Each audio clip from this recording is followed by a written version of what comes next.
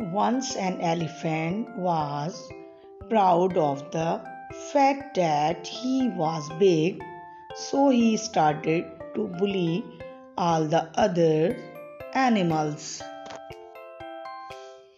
One day, he is sprayed water on a family of ants with his trunk when a small ant questioned him about what he was doing. He told him to be quiet and threatened to walk over his entire family. Later that night, the ant crawled into the elephant's trunk and started biting him.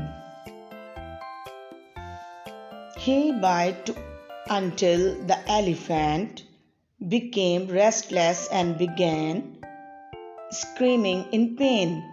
When the elephant pleaded, the ant came out of his trunk.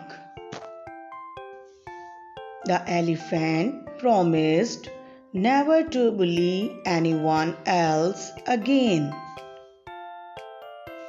The moral of the story is pride and arrogance never go unpunished.